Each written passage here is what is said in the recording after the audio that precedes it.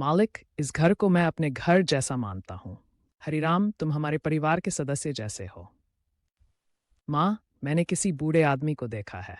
शायद तुम्हें भ्रम हुआ होगा। यह हरिराम की आत्मा है, लेकिन यह किसी को नुकसान नहीं पहुंचाना चाहती।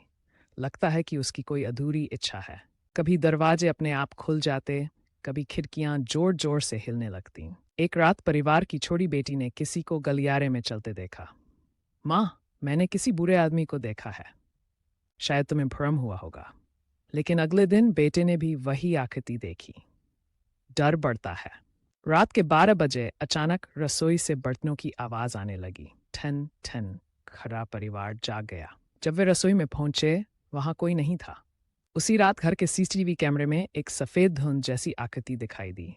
परिवार के सभी लोग भयभीत हो गए। मां का रहस्य। परिवार ने गांव के एक बुजुर्ग जानी व्यक्ति को बुलाया। उन्होंने पूरे घर का निरीक्षण किया और कहा, यह हरिराम की आत्मा है, लेकिन यह किसी को नुकसान नहीं पहुंचाना चाहती। लगता है कि उसकी कोई अधूरी इच्छा है। परिवार ने सोचना शुरू किया कि हरिराम की कौन सी इच्छा अधूरी रह गई थी। तब मालिक को याद आया कि हरिराम अपनी पोती की पढ़ाई के लिए पैसे जमा कर रहा था, लेकिन उसकी मृत्यु से पहले वह काम पूरा नहीं हो पाया था। अधूरी इच्छा पूरी। अगले दिन मालिक हरिराम के परिवार के पास गया। उसने हरिराम की पोती की पढ़ाई और भविष्य की पूरी जिम्मेदारी उठाने का फैसला किया। गांव के सामने उसने घोषणा की। यह सुनकर सभी गांव वाले खुश हो गए। हरिराम ने जीवन भर हमारी सेवा की है, अब उसकी पोती की जिम्मेदारी हमारी है। उस रात परिवार ने फिर वही सफेद आकृति देखी, लेकिन इस बार उसके चेहरे पर मुस्कान थी।